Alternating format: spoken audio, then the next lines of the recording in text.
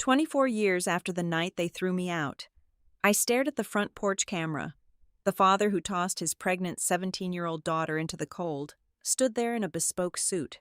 His first words lacked any apology. "We need to see her," he demanded. They thought my child was their salvation, a secret to save their crumbling empire. I am no longer that shivering girl. I will let them in, only to lock them inside their ruin. My name is Aaliyah Fox. I am 41 years old, standing in the center of my glass-walled living room in Denver, watching the ghosts of my past materialize on a high-definition security monitor. It has been 24 years since they erased me from their lives. Now, they are standing on my front porch. The chime of the perimeter alert cuts through the silence of the house. I do not flinch. I just stare at the screen. Dorian and Lenora Fox look older, the sharp edges of their Kentucky aristocracy softened by time and perhaps desperation. But the arrogant posture remains. Dorian wears a bespoke charcoal suit, the fabric impeccable, while Lenora stands slightly behind him, her face pulled tight into a mask of rehearsed composure. I press the intercom button, allowing only the sound of my breathing to filter through the speaker. I expect a greeting. I expect a lie disguised as an apology. I expect the standard manipulation of a father pretending to miss his daughter. Instead, Dorian leans toward the speaker, his voice a dry, gravelly command that carries no warmth. He does not ask how I am. He does not say he is sorry. He says exactly what he came to say. We need to see the granddaughter before it is too late. The words hit the glass, sliding down like dirty rain. He does not call her my child. He calls her the granddaughter, a sudden asset he wishes to claim. The sheer audacity of his demand pulls me backward through time, violently ripping me out of my safe Denver home and throwing me straight down onto the polished mahogany floors of the past. 24 years ago. Brier Glenn, Kentucky. Brier Glenn is the kind of wealthy, conservative town where the paint on the grand colonnades is always fresh. The lawns are manicured with mathematical precision, and family reputation is the only currency that truly matters. In Brier Glenn, a scandal is not a tragedy. It is a disease you must cut out before it infects the neighborhood. Our family, the Fox family, was royalty in that suffocating little kingdom. I was 17 years old, a young African-American girl trembling in the center of my father's oppressive wood-paneled study. The air in that room always smelled of expensive leather, aged scotch, and absolute authority. I stood before the massive oak desk, my hands clamped together so tightly my knuckles ached, trying to force the words past the thick knot of terror in my throat. "I am pregnant," I whispered. The silence that followed was not the quiet of shock. It was the terrifying, heavy stillness of a predator assessing a sudden change in the wind. I confessed the rest, the words spilling out of me in pathetic, broken sobs. The father was Rowan Wren, a boy who worked part-time shifts at the local auto garage. His hands were always stained with motor oil, his smile gentle, his background entirely unacceptable to the Fox family dynasty. I expected my parents to scream. I braced myself for the shattering of glass, the roar of my father's legendary temper, the sharp sting of my mother's verbal abuse. I would have welcomed the screaming. Anger would have meant they felt something, that beneath the rage, there was still a pulse of parental concern. But Dorian and Lenora Fox did not rage. They operated with a chilling corporate efficiency. Looking at them was like watching a board of directors decide how to liquidate a defective subsidiary. My father sat back in his high leather chair, steepling his fingers. His eyes, cold and dark, assessed me not as a daughter in crisis, but as a liability. "That thing inside you is not just a mistake, Aaliyah," Dorian said, his voice flat and measured. "It is a threat. It is a calculated strike against everything I have built. Do you understand what a mechanic boy will do to the Foxbridge community's brand? Do you have any idea how this jeopardizes your brother Beckett and his political future? You are a walking ruin." He spoke of his real estate empire and my golden boy brother as if they were the Holy Trinity, and I was the heretic bringing fire to their temple. I turned my desperate eyes to my mother, begging for a fraction of maternal mercy. Lenora sat on the velvet sofa, her posture rigidly perfect, her gaze fixed on the marble fireplace.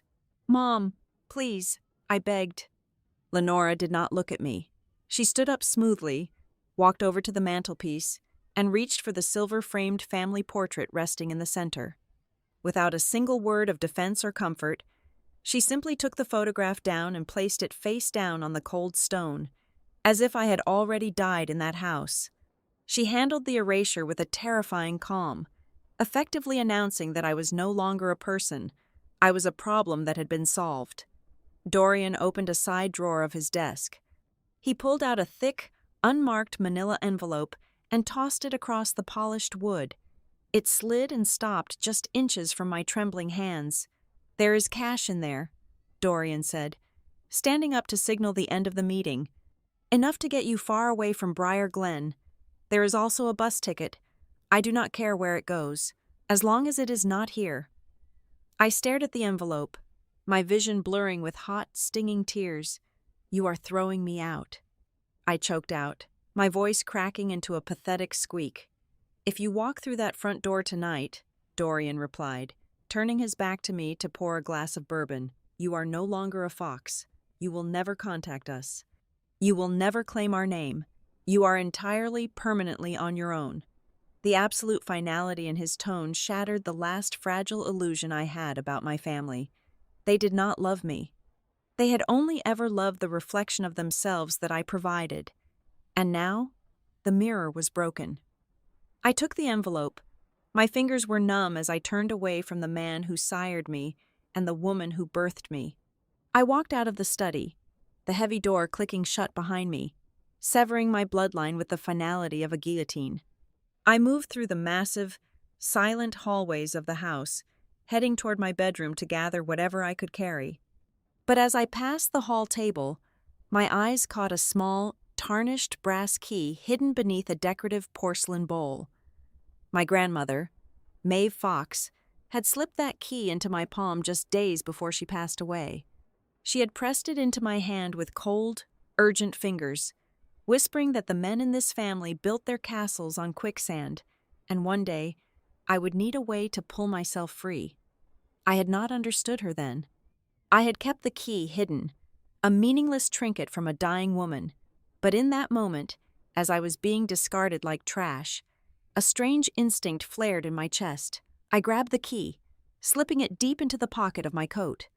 I did not know what it unlocked, but I knew it was the only piece of this house that truly belonged to me. I packed a single duffel bag. I did not take the expensive jewelry or the designer clothes they had bought me to fit their image. I only took what I could carry on my shoulders. The Kentucky night was brutally cold, the wind howling through the manicured oak trees as I stepped out onto the grand front porch. The heavy oak door slammed shut behind me. The lock engaged with a loud, metallic crack. I stood there in the freezing darkness, my hand resting on my flat stomach, feeling the terrifying weight of the universe pressing down on my 17-year-old shoulders. I was homeless, pregnant, and utterly alone. The fear was paralyzing, a cold poison sinking into my bones. But beneath the terror, a tiny, glowing ember of pure rage began to catch fire. I gripped the handle of my duffel bag and began to walk down the long, winding driveway. I did not look back at the mansion. I did not shed another tear for the people inside it. With every step I took away from Brier Glenn, the frightened child inside me withered and died, replaced by something much harder, much colder. I swore an oath to the dark sky that night. I promised myself that I would survive. I promised that I would build my own fortress, brick by brutal brick, and most importantly, I swore that one day I would never again stand on a porch begging them to open a door. One day, they would come crawling to mine. And now, 24 years later, staring at the security monitor in my Denver home, watching Dorian and Lenora Fox stand on my front porch, I know the time has come to collect on that promise. The diesel engine of the Greyhound bus hummed a relentless, grinding vibration into my spine for 2,000 miles. Every mile pulling me away from the manicured lawns of my hometown felt like peeling tape off an open wound. I had no destination, no safety net, and no plan. All I possessed was a crumpled diner napkin clutched in my fist. A waitress with tired eyes and a stained apron had slid it across the counter during a brief layover in Kansas. Pressing my cold fingers shut around it after noticing my swollen belly and bruised expression. It was an address in Denver, Colorado. I arrived in the city with exactly $42 to my name and the clothes on my back. The altitude made my chest tight, and the sharp autumn air bit right through my thin cotton jacket. Juniper House stood at the end of a dead-end street, a sprawling, weather-beaten Victorian structure with peeling gray paint and a sagging front porch. It did not look like a home. It looked like a fortress for the forgotten, a sanctuary for women the world had chewed up and spit out on the sidewalk. The heavy oak door opened before I could even raise my hand to knock. Odessa Vale filled the frame. She was a tall, imposing woman with hair the color of iron and dark eyes that had seen too much ruin to ever be surprised by another broken girl on her doorstep. She did not offer sweet words or gentle pity. She looked at my stomach, then up at my shaking hands, and finally met my gaze. She ushered me inside, handed me a bowl of hot chicken stew, pointed to a narrow cot in the corner of a drafty shared room, and tossed a heavy wool blanket over my shivering shoulders. "Hurt first," Odessa told me, her voice like cracked leather. "Collapse later if you need to. Cry until you have nothing left. But tomorrow morning, you have to get up, and you have to work." Tomorrow morning came, and so did the crushing reality of survival. I did not have the luxury of grief or the time to mourn the family that had discarded me. I took whatever jobs Odessa could scrounge for me in the neighborhood. For months, I worked the graveyard shift at a desolate self-storage facility on the edge of the city. I sat in a tiny, unheated toll booth from 10 at night until 6 in the morning, shivering under layers of thrift store coats, jumping at every strange noise in the dark. When the sun came up, I took a second job scrubbing baseboards and cleaning toilets in vacant apartment complexes until my knuckles bled and the harsh chemical smell of bleach settled permanently in the back of my throat. But it was the third job that planted the seed of my entire future. Odessa had an arrangement with a small, run-down land records office downtown. They needed cheap, off-the-books labor for data entry, transferring old paper files into a primitive digital system. I sat in a windowless basement room for 5 hours a day, my lower back screaming from the weight of the late-stage pregnancy, staring at endless columns of dense legal text, mortgages, deeds of trust, liens, foreclosure notices, quit-claim deeds. At first, it was just alphabet soup, a blur of boring administrative jargon. But as the winter dragged on and my due date approached, my mind began to sharpen. I needed to understand what I was typing. I studied for my general equivalency diploma during my 15-minute lunch breaks, eating stale sandwiches while memorizing math formulas. In the quiet hours of the night shift at the storage facility, I read copies of the property files I had taken from the office. I learned how signatures moved massive assets from one hand to another. I learned how a single, strategically placed clause in a contract could render an entire family homeless overnight. I realized, with a cold, terrifying clarity, that paper could kill a person just as effectively as a loaded weapon. The wealthy people of the world did not need to resort to physical violence to destroy someone.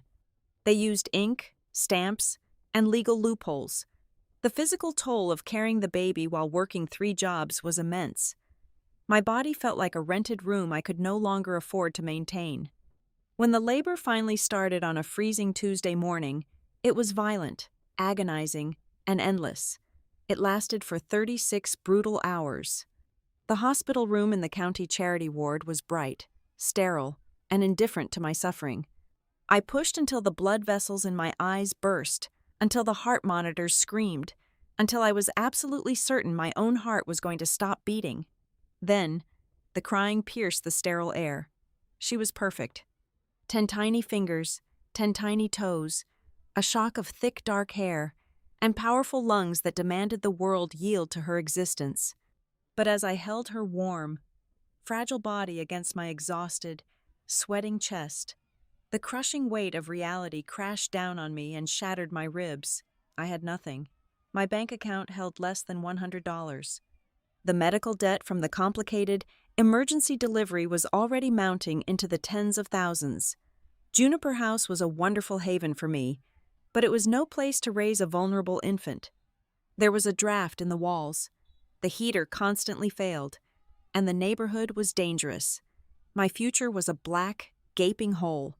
I spent 3 agonizing days staring at the cracked plaster ceiling of the hospital ward, holding my daughter, feeling the deepest, most suffocating maternal love violently colliding with absolute, paralyzing terror.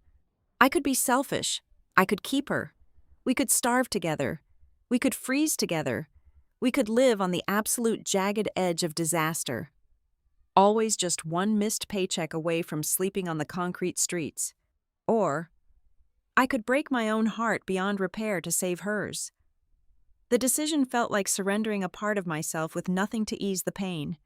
Through a relentless legal advocate that Odessa knew and trusted, I chose the path of an open, strictly legal adoption. I read through dozens of thick applicant files until I found them. Nora and Silas Hart.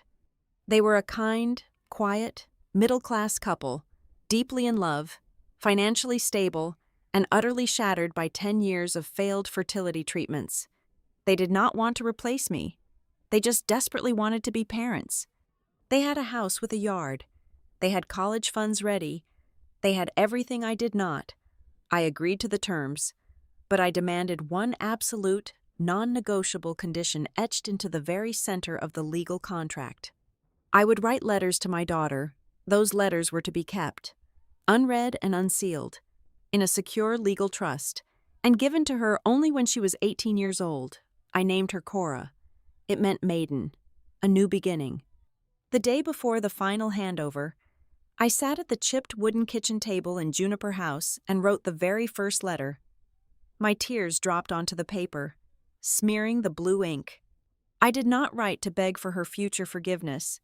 I wrote to tell her the brutal truth. I promised her that I was not walking away because I lacked love for her. I was walking away because I lacked the power to protect her from a cruel world. I swore to her, right there on the paper, that I would spend every single waking moment of my life building myself into a lethal weapon. And one day, when I was finally strong enough, she would know my name, not as a tragic story of abandonment, but as an impenetrable shield. I folded the paper, slid it into a thick envelope, and handed it to Odessa. She took the massive stack of adoption papers, the legal agreements, and my letter, placing them all inside a heavy fireproof steel safe hidden behind her office desk. She turned the metal dial, the heavy internal clank sealing my past away in the dark. She turned back to me, her rough, calloused hands gripping my trembling shoulders tightly. "You did not lose her." "Aaliyah," Odessa said, her voice fiercely absolute, "you are buying her time to live in safety." The next morning, when Nora and Silas came to take Cora away, the sky was a bruised, heavy shade of gray. I stood on the porch of Juniper House and watched their sedan pull away, disappearing down the street until it was nothing but a speck of metal in the distance. My arms were empty. My chest felt like it had been hollowed out with a rusted blade. I walked to the small dirt patch behind the boarding house, where a single, struggling fern sat in a cracked clay pot. In my right hand, I held the thin plastic identification bracelet they had snapped onto my wrist at the hospital. I knelt in the dirt, my knees sinking into the damp, cold soil. I dug a deep hole with my bare fingers, tearing my nails. I buried the plastic band deep into the earth and packed the dirt tightly over it, sealing it away. I stood up, wiping the wet soil on my faded jeans. The 17-year-old girl who had been terrified, helpless, and discarded was dead. I had buried her right there, alongside my hospital band. I swore to the freezing Denver wind that my life would not simply be a monument to a desperate, agonizing decision. I was going to learn exactly how to read the paper that the wealthy use to ruin lives, and I was going to write my own violent ending.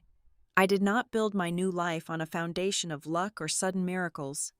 I built it on a relentless, obsessive understanding of how the legal system conceals its darkest sins within the margins of ordinary documents. Odessa became my most ruthless professor. She did not teach me how to smile or how to network in high society. She taught me the anatomy of a property deed. We spent thousands of hours in the dim, flickering light of her back office, surrounded by mountains of dusty manila folders.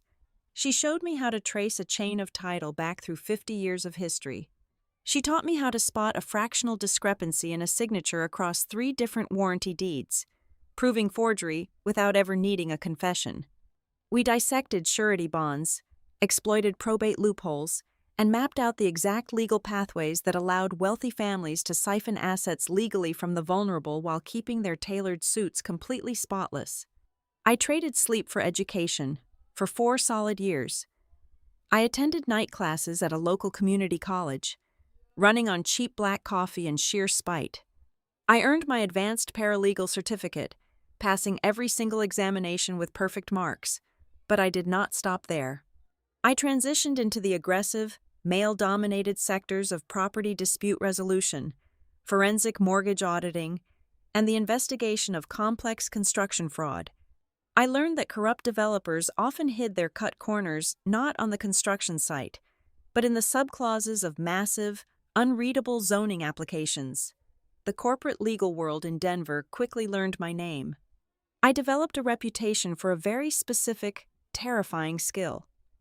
I did not just discover who was telling a lie.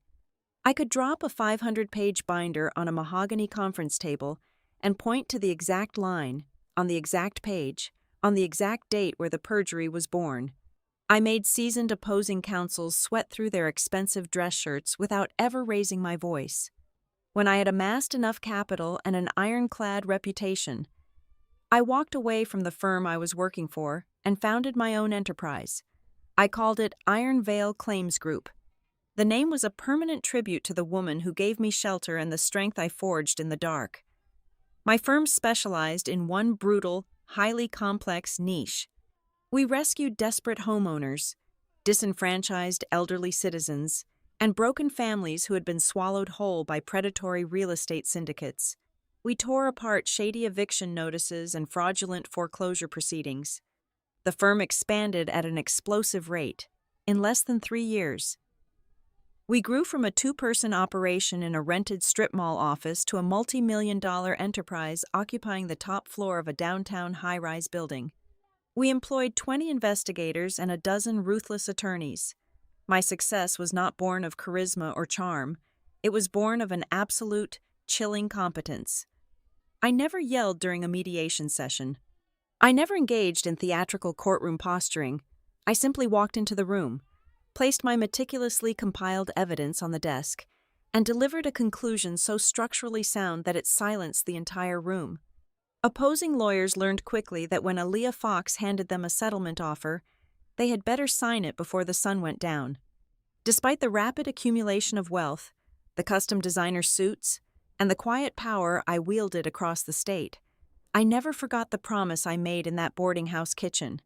Every single year, on her birthday, I locked the door to my corner office, poured a single glass of cold water, and wrote a letter to Cora.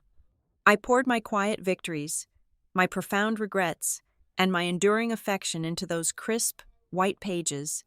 I sent them to the legal trust.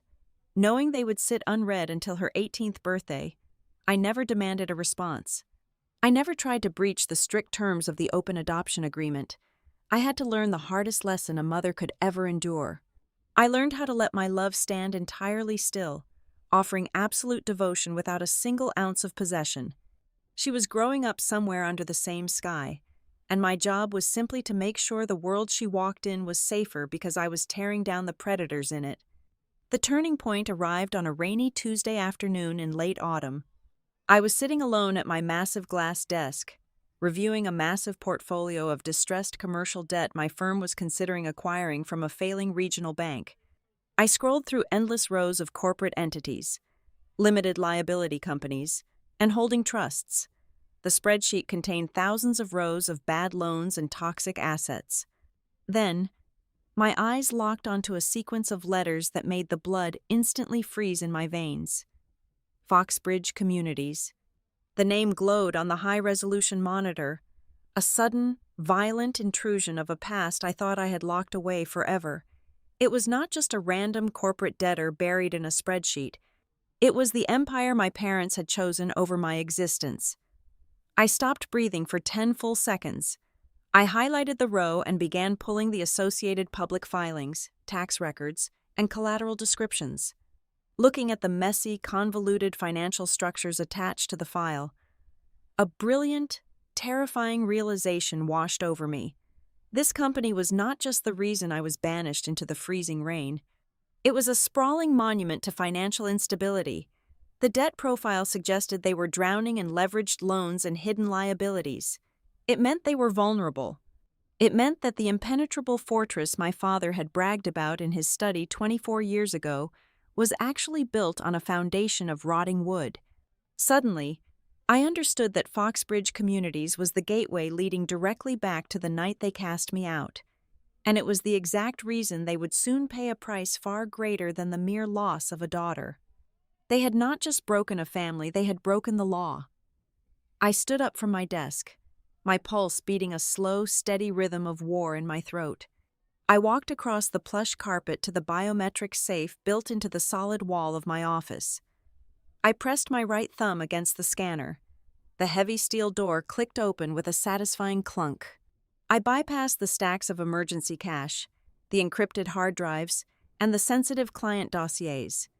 I reached all the way to the very back of the bottom shelf and pulled out a small, faded velvet pouch.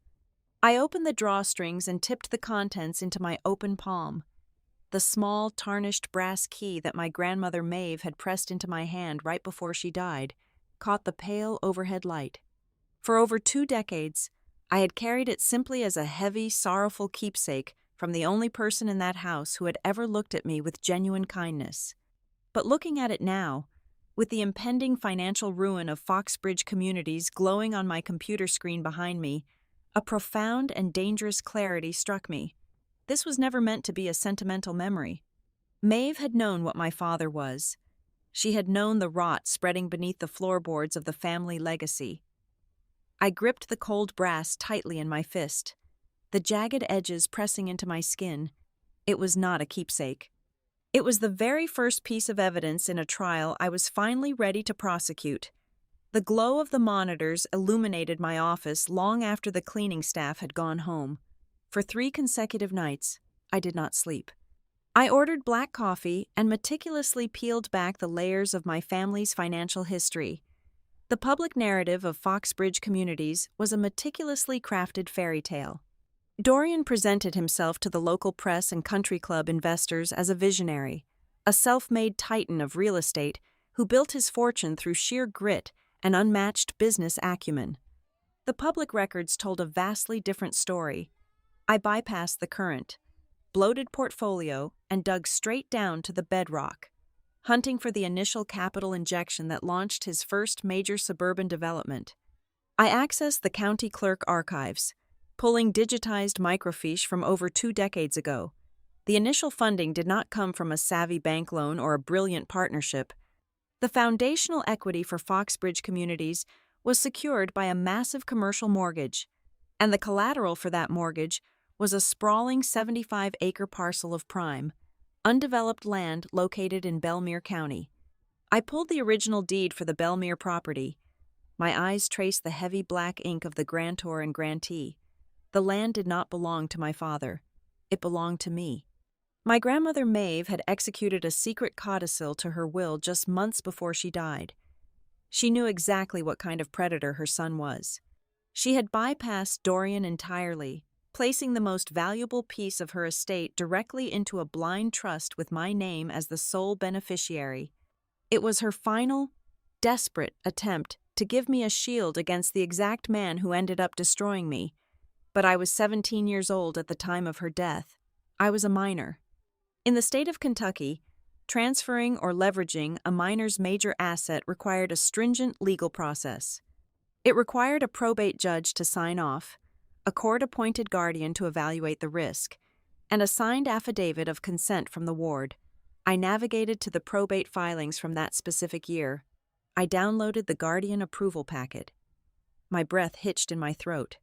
There, on the bottom of a sworn affidavit, legally releasing the Belmere land to be used as collateral by Dorian, was my signature. I zoomed in on the digital document until the blue ink blurred into pixels. It was a spectacular forgery. The slant of the letters, the pressure of the pen. It looked exactly like the handwriting of a naive 17-year-old girl, but the date stamped by the notary public next to the signature was the absolute proof of the lie. The document was executed and notarized on the 3rd week of November. On that exact date, I was not standing in a warm law office in Kentucky. I was thousands of miles away, curled up in the freezing back row of a Greyhound bus, staring blindly out the window at the bleak Colorado landscape, terrified and alone. The realization did not make me angry. It made me absolutely still. The silence in my office was deafening as the pieces of a 24-year-old puzzle finally snapped together. The night my parents threw me out into the freezing rain was never about moral outrage. It was never about the scandal of a teenage pregnancy or the preservation of the family reputation. The pregnancy was merely a convenient excuse. It was the perfect smokescreen to forcefully remove the primary title holder from the premises. They needed me gone. They needed me entirely disconnected from the family attorneys and the local courts, so I could not contest the probate filing. They evicted me, effectively clearing the crime scene, so they could legally steal the only asset my grandmother had tried to use to save my life. My father had literally bankrolled his entire empire using the stolen inheritance of the daughter he threw away. The instinct of any normal attorney would be to immediately draft a massive civil lawsuit. I had the forgery. I had the timeline. I could file an injunction the very next morning, freeze their assets, and drag Dorian into a federal courtroom for severe financial fraud. I could win millions of dollars in a settlement. But I did not want a settlement. A settlement would allow them to quietly declare bankruptcy, restructure their assets, and retreat to a comfortable retirement while maintaining their pristine social standing. I did not want to win a lawsuit. I wanted to execute a flawless demolition. I closed the probate file and opened a secure encrypted portal. I utilized the vast, untraceable resources of Iron Veil Claims Group to begin a highly sophisticated siege. I established 3 separate corporate shell entities registered in Delaware and Wyoming, shielding my identity completely. Through these invisible companies, I began to systematically purchase the secondary debt of Foxbridge communities. I bought up their delinquent promissory notes. I acquired the recourse rights from frustrated regional lenders. I quietly purchased secured shares and mezzanine loans that were slowly suffocating my father's liquidity. I became the invisible noose around his neck. As I acquired more of their internal financial data through these debt purchases, the true horrifying scale of Dorian's corruption became clear. The forgery was just the genesis. The entire company was a sprawling Ponzi scheme of real estate. He was utilizing a highly illegal model of cross-collateralization. He would secure a loan for one property, then use that same property to fraudulently secure capital for a second project. Furthermore, he was using my brother Beckett as a pawn. Beckett owned a supposedly independent property management firm. Dorian was drafting internal contracts with Beckett, artificially inflating the appraisal values of Foxbridge properties, and selling them back and forth between their entities to create millions of dollars in phantom equity. They were printing fake money on paper to satisfy their institutional investors, but the most damning discovery was hidden inside the permit filings for their newest, most celebrated endeavor. Foxbridge was currently soliciting tens of millions of dollars to complete a massive, state-of-the-art assisted living facility for the elderly. It was meant to be their crown jewel. I obtained the confidential structural engineering reports that had been buried deep within the municipal zoning applications.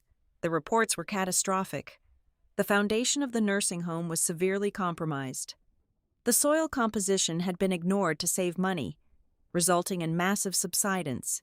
The concrete load-bearing walls were already showing critical stress fractures before the roof was even completely installed. Dorian knew the building was structurally unsound, The internal emails I legally subpoenaed through my shell companies proved it. But instead of halting construction and remediating the deadly flaws, Foxbridge was actively covering it up. They were falsifying inspection reports to keep the investment capital flowing. They were perfectly willing to move hundreds of vulnerable, elderly citizens into a collapsing building just to prevent their financial house of cards from falling apart. I sat back in my leather chair, staring at the panoramic view of the Denver skyline. If I struck now, I would win a legal victory. But if I waited for the absolute perfect moment, I could collapse the entire narrative of lies that had fed and sheltered that family for over 2 decades. I held the power to not just take their money, but to strip away their freedom, their legacy, and their name in front of the entire world. They did not just steal my youth, they built their entire empire on my name. The heavy mahogany door swung open, and the ghosts of my past stepped over the threshold of my Denver home. The air in my living room immediately shifted, thickening with the familiar, suffocating scent of my father's imported cologne and my mother's expensive floral perfume. For 24 years, I had prepared for this exact moment, building my armor piece by piece, but seeing Dorian and Lenora Fox standing in my foyer still sent a phantom chill down my spine. They looked older, their faces lined with the undeniable map of time and stress, but their predatory instincts remained perfectly intact. They did not look around with awe at the floor-to-ceiling windows or the expensive modern art lining the walls. Instead, their eyes darted across the room, rapidly calculating the square footage, assessing the value of the imported Italian leather furniture, and recalibrating their approach. They had expected to find a struggling, broken woman. Instead, they found a fortress. I gestured toward the sitting area. I did not offer a hug. I did not offer a smile. I simply sat in the armchair opposite them, crossing my legs, waiting for the performance to begin. They sat close together on the sofa. Dorian leaned forward, resting his elbows on his knees, clasping his hands in a gesture designed to look vulnerable. He did not start with an apology for throwing me out into the freezing night. He bypassed the trauma entirely, utilizing a soft, remarkably gentle tone that I had not heard since I was a small child. He spoke of the relentless passage of time. He mentioned a recent health scare, a minor arterial blockage that had supposedly forced him to reevaluate his legacy. Lenora placed a manicured hand over his, sighing heavily, playing the role of the devoted, weary matriarch. They spun a beautifully crafted narrative about the twilight of their lives, the deep regrets of stubborn pride, and their desperate desire for one last chance to heal our fractured family. I sat completely still, letting their hollow words wash over me. I knew the financial noose I had tightened around Foxbridge communities was cutting off their air supply. Their sudden onset of familial love was nothing more than a symptom of impending bankruptcy. Then, Dorian dropped the real bait. His voice dropped an octave, dripping with a manufactured sorrow. "We know the baby did not die. Aaliyah," Dorian said softly, "we know you gave her up. We know her name is Cora, and we just want to meet our granddaughter before it is too late." The sheer audacity of the statement echoed through the quiet room. My face remained an unreadable mask, but beneath my ribs, a cold, violent rage ignited. They had not just tracked me down, they had hunted my daughter. The adoption records were sealed by a strict federal mandate. The medical files were closed. There was absolutely no legal avenue for them to possess that information. Someone had breached a secure database, broken federal privacy laws, and sold my daughter's identity to the highest bidder. Lenora did not miss a beat. Recognizing that I was not reacting with the expected emotional breakdown, she shifted to the tactical phase of their visit. She reached into her designer handbag and pulled out a thick, glossy presentation folder. She slid it across the glass coffee table toward me. The bold, embossed logo of Ivory Anthem's strategy gleamed under the recessed lighting. It was one of the most ruthless, high-priced public relations crisis firms in the country. I opened the folder. The first page detailed a comprehensive media campaign titled A Journey of Family Reunion. It included mock-up press releases, scheduled philanthropic galas, and strategically planted magazine profiles. Foxbridge has taken a hit in the press lately, Lenora explained, her voice entirely devoid of the motherly warmth she had faked just moments prior. The market is shifting. Investors are becoming overly sensitive to corporate image. A narrative of reconciliation, of a family coming back together to build the future, would completely change the public perception. The strategy was sickeningly clear. They wanted to parade Cora in front of flashing cameras. They wanted to use the granddaughter they had once ordered me to abort as a shiny, emotional prop to soften the hearts of their angry investors, the nervous residents of their failing properties, and the aggressive financial press. They intended to use my child as a human shield to save their collapsing empire, and then came the true purpose of their journey. Dorian cleared his throat, waving a hand dismissively, as if the next topic was merely an afterthought. There is also a tiny piece of administrative housekeeping we need to clear up, Dorian said smoothly. When your grandmother passed away, her estate transition was incredibly messy. There is a missing retroactive confirmation regarding the title transfer of the Belmere tract. It is just a minor clerical oversight, but our lenders are being incredibly pedantic. We have a massive creditor vote next week to approve a vital restructuring package. We just need your signature on a retroactive consent form to quiet the title and satisfy the board. They needed me to validate the forgery. They needed me to retroactively sign away the very land they had stolen from me 24 years ago. The land that currently served as the rotting foundation for their entire fraudulent enterprise. If I signed that paper, their crimes would be legally erased. The creditors would release the bailout funds, and Foxbridge would survive. I did not throw the glossy folder back at them. I did not scream. I slowly closed the cover and stood up. Walking over to the kitchen island, I picked up a silver carafe and poured 3 cups of dark roast coffee. I carried the tray back to the sitting area, moving with deliberate, measured slowness. I handed them their cups. I took a slow sip from mine, letting the silence stretch until the tension in the room became almost unbearable. It is a lot to process, I said, keeping my tone perfectly neutral, mimicking the hesitant vulnerability of a daughter desperate for approval. I was under the impression the hospital sealed everything permanently. How did you even know she was a girl, let alone her name? Dorian took a confident sip of his coffee, clearly believing he had successfully navigated the hardest part of the negotiation. His guard lowered significantly. We hired top-tier investigators, Dorian replied casually. They managed to pull some archived logs from the county health department.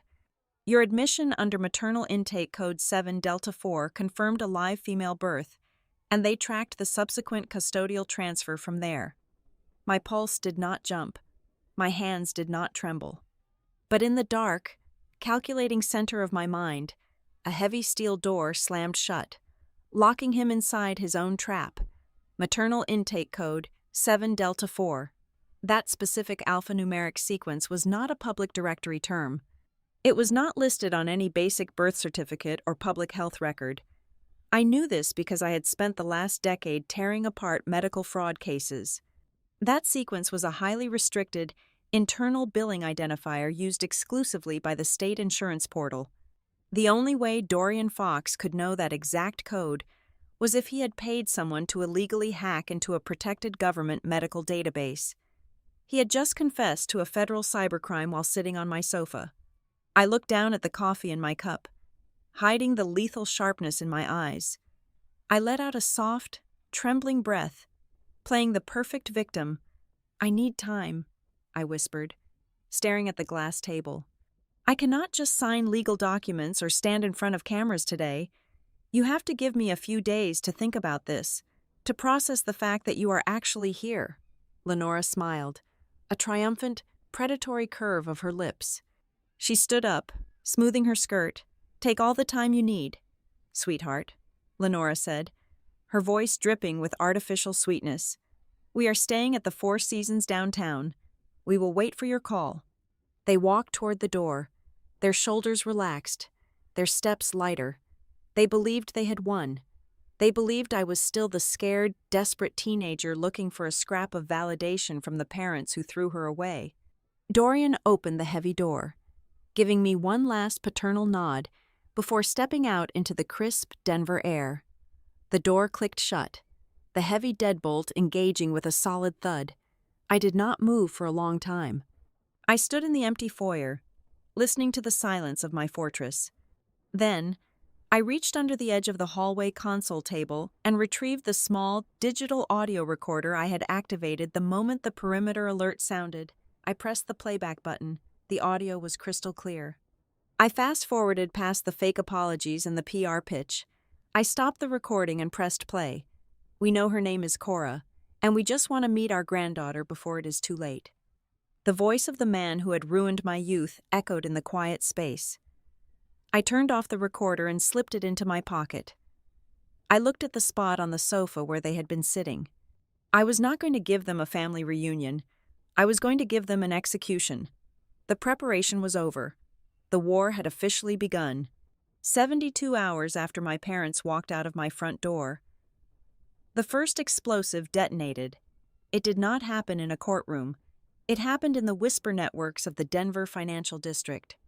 My chief operating officer walked into my office, her face pale and her hands rigid, dropping a thick stack of printed financial blogs and private investor newsletters onto my desk. I was no longer the brilliant, untouchable founder of Iron Veil Claims Group. Almost overnight, I was being painted as a cold, calculating sociopath.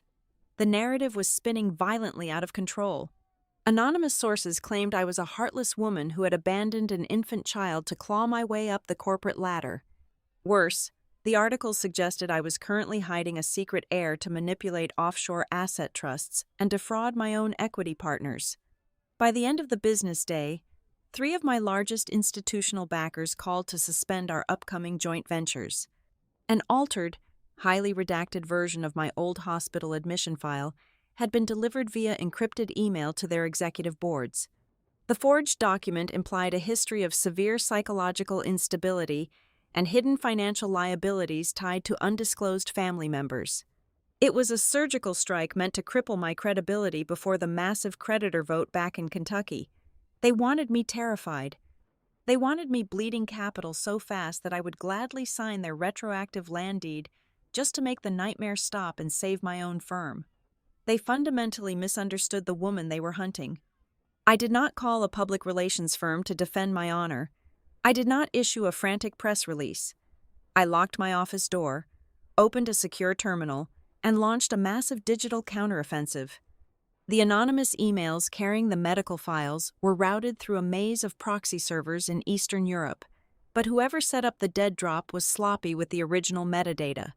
Using the forensic tools I had built over the last decade, I extracted a string of hidden authorization tokens embedded deeply within the PDF properties. I traced the digital fingerprints straight back to a private, top-tier security clearance log. The access code belonged directly to the senior legal counsel of Foxbridge Communities. From there, the data packet had been securely transmitted directly to the crisis management servers of Ivory Anthem Strategy. My father had paid an exorbitant fee to orchestrate my public execution using stolen medical data. I needed to know exactly how deep my father had dug into my past to construct this elaborate smear campaign. I initiated a deep dive into the historical wire transfers of the Foxbridge executive accounts, bypassing the current corporate shell companies and looking strictly at his personal slush funds from 2.5 decades ago. I was hunting for payments made to private investigators or early data brokers. Instead, I found a ghost. Staring back at me from the glowing screen was a sequence of 5 expedited wire transfers. The transactions occurred exactly 1 week after I was thrown out into the freezing Kentucky night. The recipient was Rowan Wren. Each transfer was for exactly $10,000. The breath left my lungs. The boy whose child I carried, the boy who had vanished into thin air while I was drowning in terror and medical debt, had not simply run away out of ordinary teenage cowardice. He had been bought. I deployed my top field investigator immediately. It took less than 48 hours to locate him. Rowan was living a quiet, invisible life on the dusty outskirts of Albuquerque. New Mexico. I did not send a proxy or a lawyer. I chartered a private flight the very next morning. I found him working in the back bay of a small, sun-baked auto repair shop. The teenage boy with oil-stained hands was gone. In his place stood a weathered man in his early 40s, his hair graying heavily at the temples. His posture stooped under the invisible weight of a long-held shame. He wiped his hands on a greasy rag as I stepped into the dim light of the garage. He froze. The wrench in his hand clattered onto the concrete floor. He knew exactly who I was. The silence between us stretched for a long, agonizing minute before he finally dropped his gaze. We sat in a dingy diner down the road from the shop. He did not try to make excuses. He was sober, brutally honest, and deeply broken by the years. He did not just offer me $50,000 to disappear. Rowan told me, his voice barely a whisper over the mechanical hum of the ceiling fan. He threatened to completely destroy my entire family. My dad worked at the municipal utility plant. Your father promised to have him fired, blacklisted, and buried under fabricated theft charges. He told me if I ever came near you again, he would make sure my little sisters grew up sleeping on the sidewalk. I was a stupid, terrified kid. I took the money to save my family, and I ran. I sat across from him, feeling a strange, hollow numbness spreading through my chest. I had spent my entire adult life believing I was utterly unlovable, a piece of trash discarded by everyone, including the father of my child. I thought that was the absolute bottom of the betrayal, but Rowan was not finished. He reached into his worn canvas jacket and pulled out a small, tight bundle of papers wrapped in twine. He slid it across the sticky diner table. It was a collection of thick, weathered envelopes. I tried. He choked out, hot tears suddenly pooling in his tired eyes. The guilt ate me alive every single day. For the first entire year, I sent letters to the Brier Glenn house. I sent envelopes of cash from my new job, hoping they would forward it to wherever you went. Every single one came back to me. I reached out and touched the bundle. I stared down at the envelopes.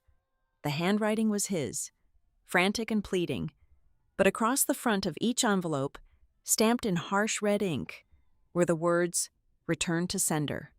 And written neatly beneath the stamp, in the elegant, unmistakable cursive of Lenora Fox, was a single, devastating sentence. No one by this name lives at this address. My mother had intercepted every single letter.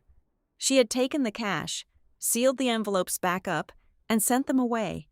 It was not enough for them to throw me out to protect their brand. It was not enough to steal my grandmother's land. Lenora had actively, systematically starved me of any potential emotional support. She wanted to ensure I was completely severed from the world, isolated, and destroyed. She wanted to cut off any possibility that I could still be loved, hoping the streets would finish the job she started. The eviction from my childhood home was never a sudden, fiery explosion of moral outrage over a teenage pregnancy. The realization hit me with the force of a freight train. It was a cold, calculated, military-grade campaign of total erasure.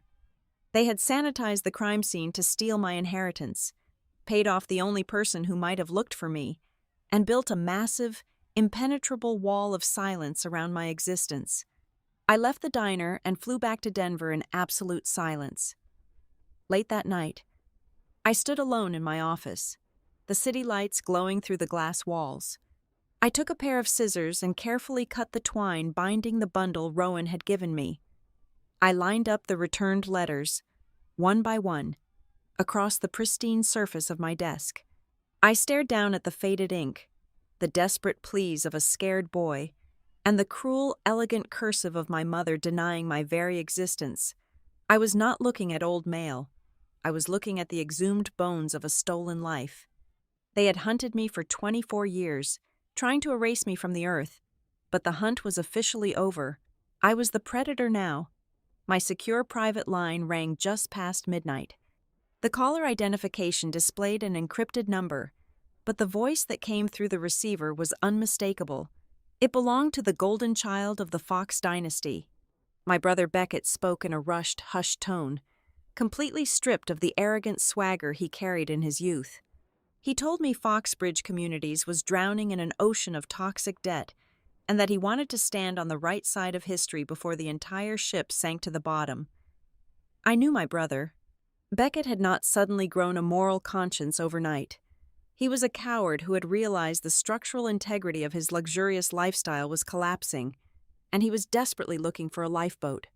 I agreed to meet him not out of sibling affection, but solely to extract the internal company data I needed to complete my arsenal. We met in the dimly lit corner booth of a high-end, discreet steakhouse on the outskirts of the city. Beckett looked terrible. His expensive cashmere coat could not hide the dark circles under his eyes or the slight tremor in his hands. He slid a sleek, encrypted flash drive across the polished mahogany table. In exchange for the data, he wanted my guarantee that I would leave his personal asset management firm out of my crosshairs when the federal indictments inevitably came down. He spilled the final details of my father's desperate survival strategy. Dorian was organizing a massive event he called the Legacy Renewal Gala. It was scheduled to take place in exactly 3 weeks at the Grand Ballroom of the most expensive hotel in Kentucky. The gala was designed to be a spectacular theater production for the local press, the municipal zoning boards, and a syndicate of private equity investors. My father intended to sell the narrative of a beautiful, healed family reunion. He planned to use the emotional leverage of bringing his long-lost daughter and newfound granddaughter back into the fold to secure an emergency cash injection and reassure the terrified residents who had already bought units in his new flagship nursing home project. I took the flash drive, gave Beckett a cold, non-committal nod, and walked out into the night. The next morning, I flew Odessa out from Colorado. I had hired a private security detail to escort us to a highly secure depository vault at a private regional bank. For 24 years, I had carried the tarnished brass key my grandmother Maeve had pressed into my palm. It belonged to a safety deposit box registered under a dormant, secondary maiden name Maeve had maintained precisely to hide it from her son. We sat in a sterile, windowless viewing room deep inside the bank vault. The steel door sealed shut behind us with a heavy, airtight hiss. I placed the long metal box onto the steel table. My hands, which had remained perfectly steady during hostile corporate takeovers and aggressive courtroom battles, finally trembled as I turned the brass key in the lock. The lid popped open. The air inside smelled faintly of dried lavender and old paper. Inside the box lay the original, unaltered codicil to her will, but beneath the legal documents lay something far more devastating. There was a handwritten letter penned by Maeve, accompanied by a thick, leather-bound ledger filled with columns of names, dates, and parcel numbers. I unfolded the letter. Maeve had written it just weeks before her heart failed. Her elegant, sweeping cursive detailed a terrifying truth. She had legally transferred the Belmere tract to me not simply as an act of familial love, but as a desperate blockade. She explicitly stated her profound suspicion that Dorian had been systematically embezzling equity and committing predatory land theft for years. She knew the Belmere land was the absolute geographical key to his future expansion plans, and she put it in my name to stop him from building a fraudulent empire. I passed the leather-bound ledger to Odessa. As she ran her calloused fingers over the faded ink of the transaction logs, her face drained of all color. Her breath hitched, a sharp, ragged sound breaking the absolute silence of the vault room. She pointed to a specific sequence of names from the late 1980s. They were all elderly widows and struggling minority families who had lost their properties to Dorian under highly suspicious foreclosure proceedings. Odessa closed her eyes, and a heavy, sorrowful truth finally broke free from her chest. She confessed a secret she had buried for decades. Long before she ran the boarding house in Denver, Odessa had lived in Kentucky. She had worked as a senior closing agent in a municipal title office that handled the early land acquisitions for my father. She had witnessed firsthand how Dorian bribed local officials to artificially deflate property taxes on vulnerable homeowners, forcing them into default so he could purchase their land for a fraction of its true value. When Odessa gathered the courage to report him, Dorian had sent men to her house in the middle of the night. They broke her windows and promised to burn her alive if she ever spoke a word. That was the real reason she had fled halfway across the country, dedicating the rest of her life to sheltering women who had been broken by cruel men. The revelation hit me with a sickening, poetic gravity. The woman who had saved my life when my father threw me away had been a victim of his ruthlessness long before I ever was. We returned to my office and decrypted the files Beckett had provided. The data elevated my investigation from a case of financial fraud to an impending humanitarian disaster. I had previously discovered the foundation issues at the new Foxbridge nursing home, but Beckett had delivered the definitive smoking gun. He provided the direct internal email chains. My father had received the catastrophic structural engineering reports, explicitly detailing the severe subsidence and the fatal stress fractures in the load-bearing walls. Instead of halting the project, Dorian had personally signed the executive orders to bury the reports, fire the original engineering firm, and hire a corrupt inspector to sign off on a falsified safety certificate. This was no longer just about a stolen inheritance or a vindictive eviction. The scope of the crime had expanded far beyond the borders of my own personal trauma. Hundreds of elderly, vulnerable citizens were preparing to move their entire lives into a building that was mathematically guaranteed to collapse. If I stayed silent, if I merely focused on my own quiet revenge, innocent people would pay for the sins of my parents with their lives. The sheer weight of the responsibility settled heavily onto my shoulders. I had the forgery. I had the illegal medical data breaches. I had the proof of the deadly construction cover-up. I possessed enough ammunition to level the Foxbridge empire to ash. However, I could not fire the weapon yet. If I stood up at that gala and presented the evidence alone, Dorian and his army of public relations mercenaries would immediately spin the narrative. They would paint me as a bitter, estranged daughter fabricating evidence to destroy the family out of sheer spite. The media would devour the story as a subjective, messy family drama, entirely missing the actual criminal danger. I needed a witness who was completely clean. I needed a voice so undeniably pure and detached from the toxic history of the Fox family that no lawyer or journalist could possibly question their motives. Without that final, crucial piece, the entire counterattack could fail. I sat back in my chair, staring at the scattered documents, the ancient ledger, and the horrifying engineering reports. Odessa stood up from the leather sofa. She walked over to my desk and placed her large, weathered hand firmly on top of the towering stack of evidence. "Now you do not just have pain," Odessa said, her voice carrying the deep, resonant strength of a woman who had survived the absolute worst of the world. "You have history, and this history knows how to speak." I drove up the winding highway toward Boulder, the afternoon sun casting long, sharp shadows across the rugged foothills. I was on my way to meet the one person who held the power to either save my soul or completely shatter it. My hands gripped the leather steering wheel tightly, a stark contrast to the absolute calm I projected in every other area of my life. I parked outside a quiet, sunlit cafe constructed of reclaimed wood and expansive glass. I took a deep, steadying breath and walked through the doors. Cora Hart was sitting at a corner table, her head bowed over a digital drafting tablet.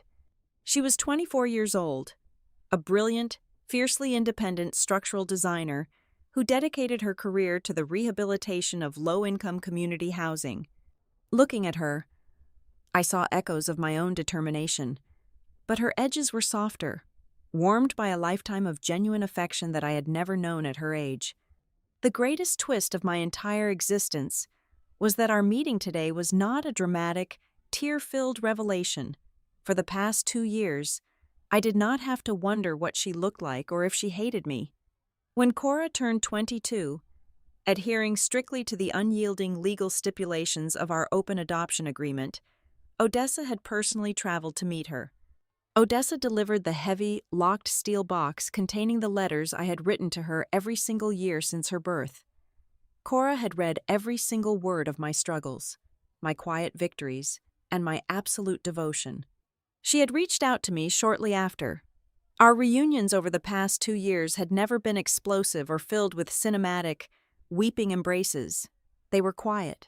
cautious, and profoundly respectful. We were two adult women slowly learning the shape of each other, building a fragile bridge across a massive canyon of lost time. She called Nora and Silas her parents, and I would never dream of taking that sacred title away from the beautiful people who raised her. To Cora, I was a guardian angel who had finally stepped out of the shadows, a biological mother who had fought the world to ensure she had a safe place to sleep.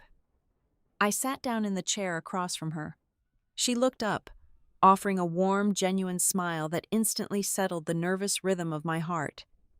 I ordered a black tea, and without any dramatic buildup, I laid out the entire situation regarding Dorian and Lenora.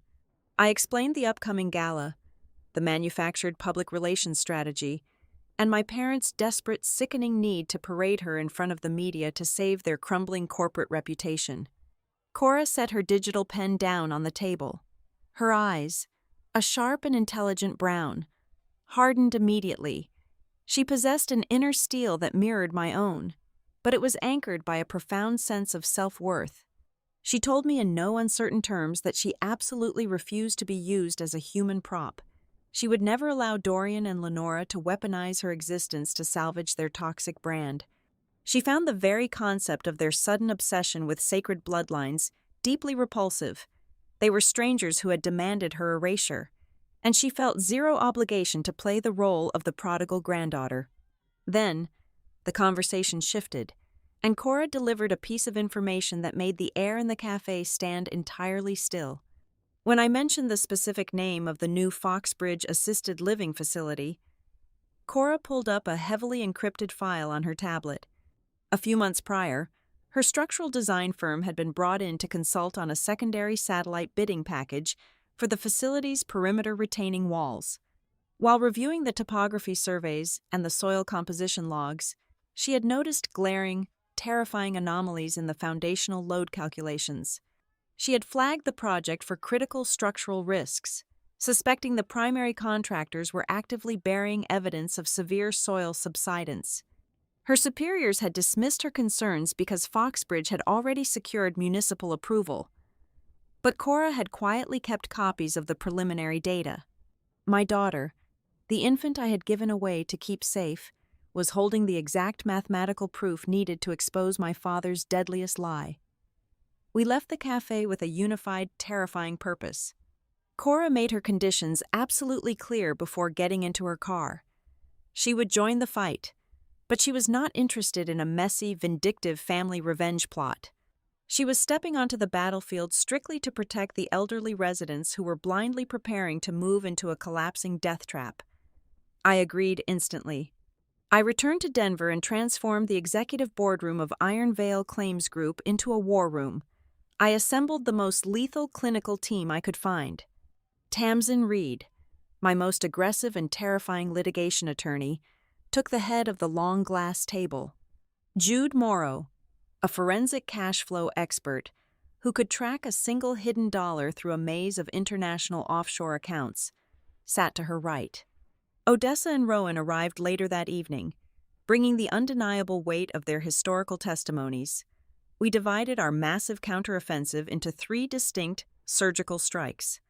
Tamsin and I would handle the legal execution regarding the stolen Belmere tract, preparing the civil injunctions and the criminal fraud referrals. Jude and a team of forensic data technicians would trace the illegal cyber breach of the sealed medical and adoption records directly back to the Foxbridge executive suite, preparing a massive federal privacy lawsuit.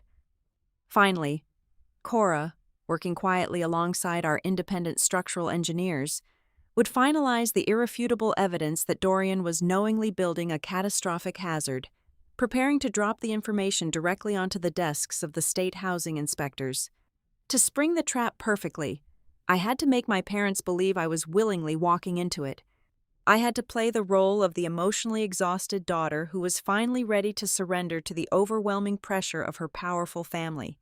I retreated to my private office and drafted a carefully worded email to Lenora and Dorian.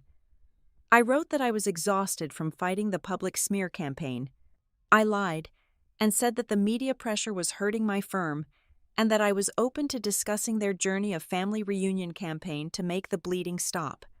I explicitly requested that they send over the entire public relations script, the gala itinerary, and the retroactive confirmation documents they needed me to sign. I needed them to put their entire fraudulent scheme in writing.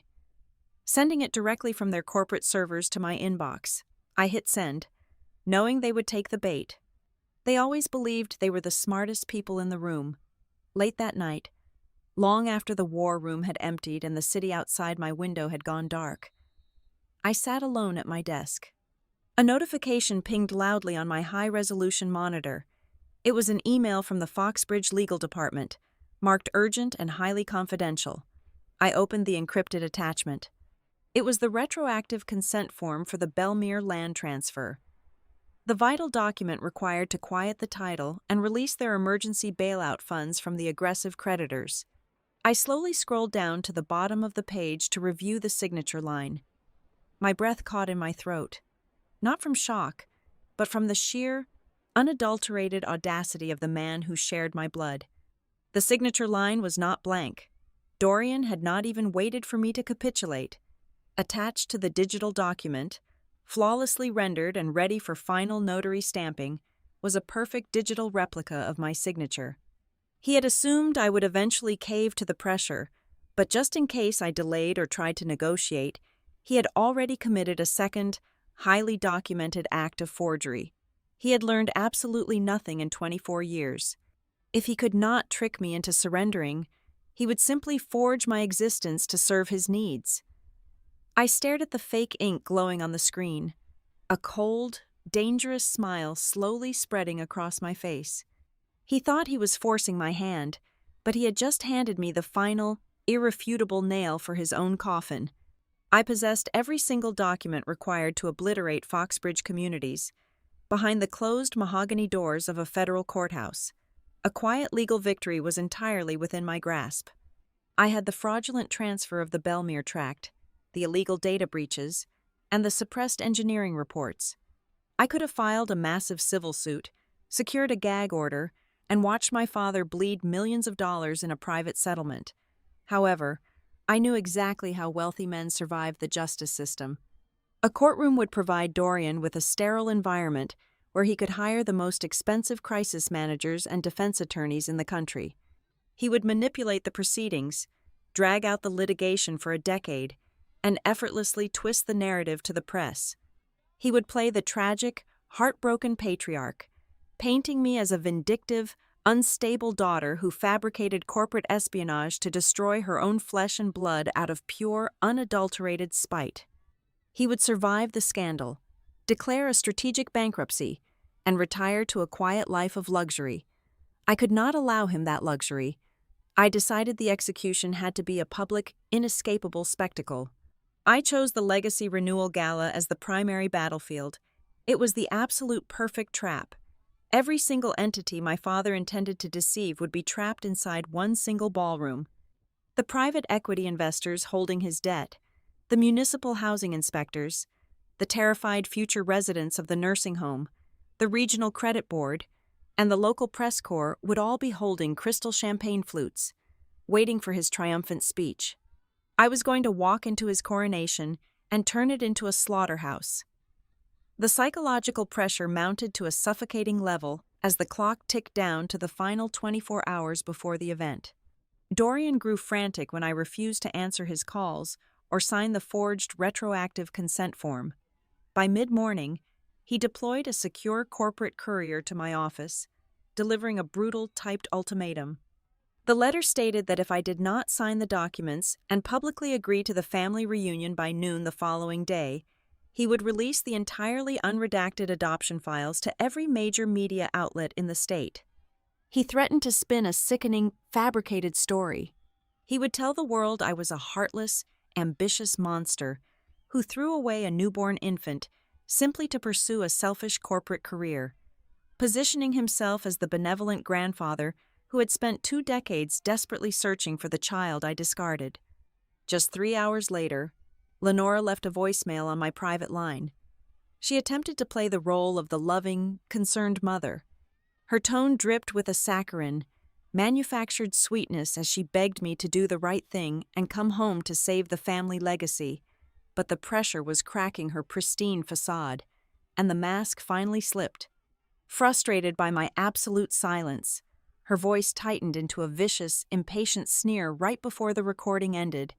She hissed into the receiver, telling me to just sign the damn paper because they were out of time and she refused to let her entire life be ruined over that girl. That girl. 2 simple, venomous words that laid bare her rotting soul. In the darkest corner of her heart, she did not view Cora as a granddaughter. She viewed her as a pest, a bargaining chip, a necessary evil to keep her country club membership and her imported cars intact. Inside the war room of Iron Veil Claims Group, the final pieces of our armory were locked into place. The air was thick with the smell of stale coffee and the hum of high-resolution monitors. Rowan Wren sat across from my lead litigator, Tamsin Reed, and signed a comprehensive sworn affidavit under the strict penalty of perjury. He detailed the exact amounts of the bribes Dorian had paid him, the specific threats made against his father and his younger sisters, and his forced exile from the state of Kentucky. Odessa stood beside him, her face a mask of fierce concentration. She meticulously cross-referenced every single date, bank transfer, and flight record, ensuring our timeline was absolutely bulletproof. She left zero room for the opposing counsel to breathe or find a single loophole in our narrative. Meanwhile, the Fox family was actively cannibalizing itself from the inside out. Beckett, utterly panicked by the impending financial collapse he sensed on the horizon, attempted to play both sides of the war to save his own skin. My forensic cash flow expert, Jude Morrow, intercepted encrypted digital communications proving my brother was actively trying to sell the exact same cache of internal Foxbridge engineering reports to an aggressive New York hedge fund. Beckett was hoping to secure a massive golden parachute for his own private firm before his father filed for bankruptcy. It was the ultimate, pathetic proof that the dynasty my parents had sacrificed me to build was completely devoid of loyalty. They were a pack of starving animals, ready to tear each other apart just to survive the winter. As the afternoon sky darkened into a bruised, heavy purple, a sudden crisis threatened to shatter the emotional foundation of our entire plan. Cora arrived at my office, her face pale, her posture rigid with an anxiety I had never seen in her before. The terrifying reality of the impending media explosion had finally hit her.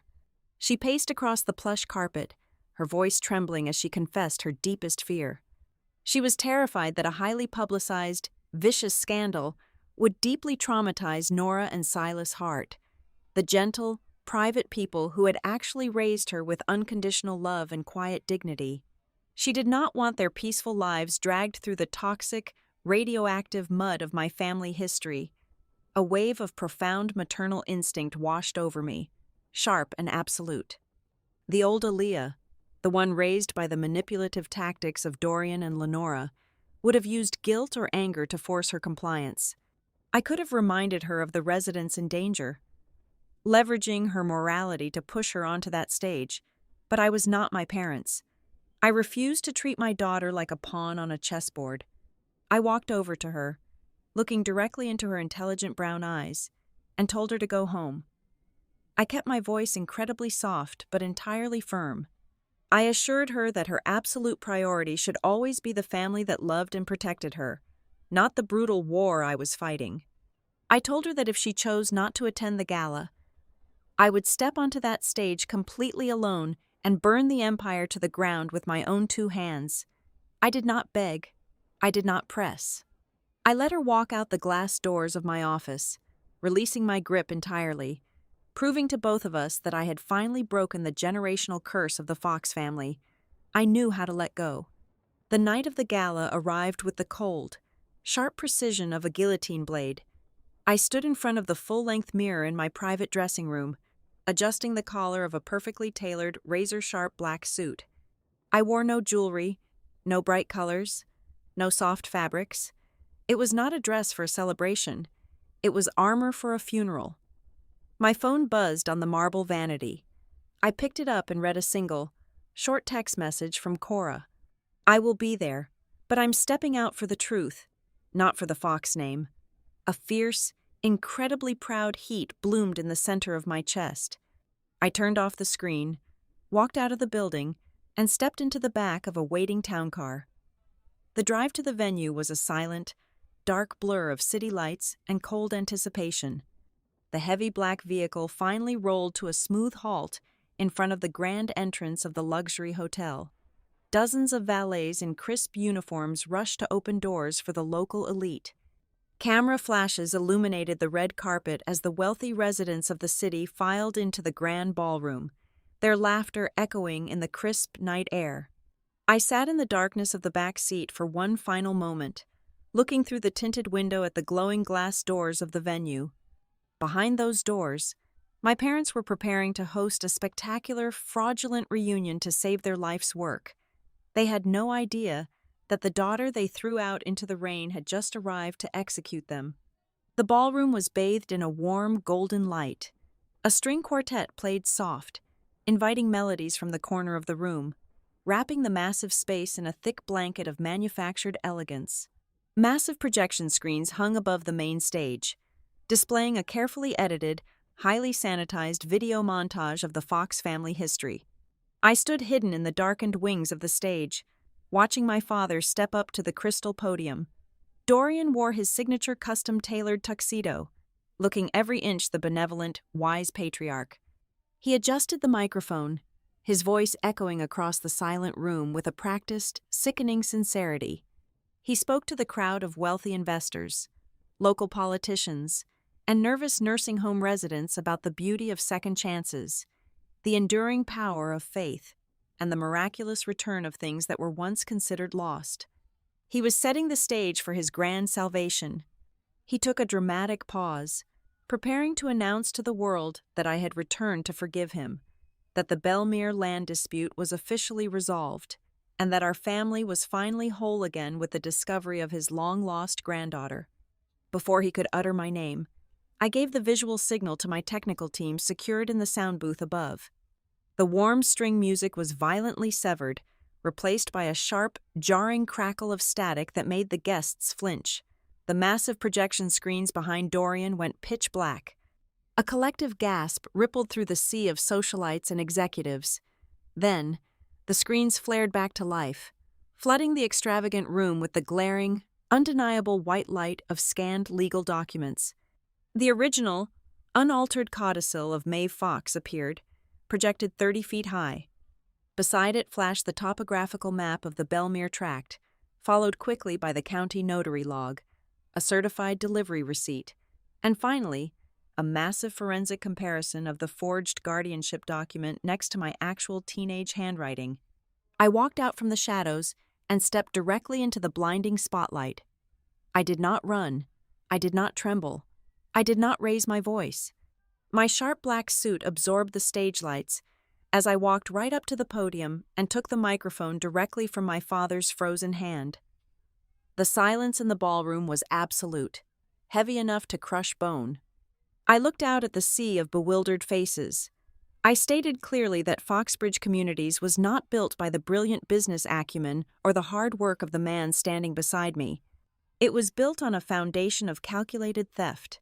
It was built on the stolen inheritance of a 17-year-old girl who was thrown out into the freezing rain to cover up the crime.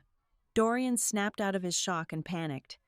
He lunged toward a secondary microphone on the panel table, his face flushing a deep, dangerous purple. He tried to twist the narrative exactly as I knew he would, desperately weaving a tale of a troubled family, begging the audience not to let private emotional pain overshadow decades of community building. He called me confused and deeply hurt, but I was not fighting this battle alone. From the front row, Tamsin Reed stood up. She did not yell. She simply raised her hand, signaling the booth to cast the forensic cybersecurity logs onto the main screens. The logs clearly displayed the illegal, unauthorized access to my sealed hospital admission records, originating directly from the Foxbridge executive suite. Immediately after, Jude Morrow stood up, projecting the exact financial wire transfers that flowed from Dorian's private accounts straight to Ivory Anthem Strategy to fund the fake family reunion campaign. The false narrative of the heartbroken grandfather evaporated into thin air in real time. The investors in the room began to murmur, the noise swelling into a chaotic, angry hum, but the final, fatal blow was yet to come. The heavy oak doors at the back of the ballroom swung wide open. Cora Hart walked down the center aisle. She moved with a quiet, undeniable grace, her chin held high, her eyes focused strictly on the stage. She did not walk toward my father. She did not even glance at Lenora, who was currently gripping the edge of her table as if the floor was dropping out from under her feet. Cora walked directly onto the stage and stood firmly beside me and Odessa. Cora leaned into my microphone. She confirmed her identity to the massive room, stating clearly that she was indeed my biological daughter. But she declared, with absolute conviction, that her true family, the people who raised her with actual love and unwavering devotion, were Nora and Silas Hart. She told the crowd that the Fox family only sought her out because they desperately needed a clean, sympathetic face to patch up their filthy, rotting corporate image. She refused to be their pawn. Then, Cora delivered the final execution order. She pulled out the independent structural engineering assessment of the new Foxbridge Assisted Living Facility. The catastrophic soil subsidence data and the load-bearing stress fracture reports flashed onto the massive screens above us. Cora explained the mathematics of the disaster to the horrified room. She exposed the fact that Dorian knew the building was structurally compromised and actively chose to hide the danger to secure his bailout funding, knowingly preparing to push hundreds of elderly residents into a fatal hazard just to save his own wallet. The ballroom detonated. The polite whispers turned into an uproar of absolute chaos. Members of the Regional Credit Board stood up, shouting into their mobile phones to freeze the emergency bailout votes immediately. Terrified residents who had put life savings down as deposits on the nursing home rushed toward the stage, demanding answers and their money back. The local press corps pushed forward, a blinding storm of camera flashes capturing every single second of the destruction. Dorian completely lost whatever remained of his manufactured composure. He grabbed the secondary microphone and began screaming a string of vicious, hateful curses at me, his face contorted with rage, accidentally broadcasting his true venomous nature to the entire room and destroying the last microscopic shred of his moral facade. Lenora sank slowly into her chair, burying her face in her trembling hands, finally realizing that no amount of money or public relations spin could save them from the wreckage. Over the deafening roar of the crowd, the heavy thud of the ballroom doors opening again echoed through the space. A coordinated task force of financial crime investigators, accompanied by State Housing Authority inspectors, marched down the aisle holding thick manila folders containing federal search and seizure warrants. They moved straight toward the executive tables. In the weeks that followed the gala, the Foxbridge empire was completely dismantled. The corporation was forced into immediate receivership, its assets frozen and liquidated to pay off the massive mountain of fraudulent debt. Beckett found himself entirely entangled in a separate, brutal federal investigation regarding his own illicit property appraisals and internal kickbacks. As for the Belmere tract, I did not keep it to build my own fortune. Through the civil restitution settlements I won against my father, I established the Maeve Housing Trust. We transformed the land and the recovered funds into a massive, heavily endowed foundation dedicated entirely to providing secure housing, legal protection, and comprehensive support for young single mothers and women who had been abandoned by their families. I did not try to reclaim my childhood bedroom. I did not fight to redeem the Fox family name. I let the ashes of that legacy blow away in the wind. On a quiet, sunny afternoon in Denver, I stood on the porch of my home. I reached into my pocket and felt the cold, tarnished brass of my grandmother's key. It was the only thing I had ever kept from that house.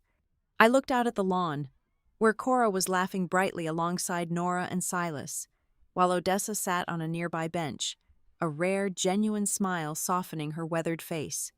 They were my true family, bound not by the rigid, toxic expectations of blood, but by the conscious, beautiful choice to stay.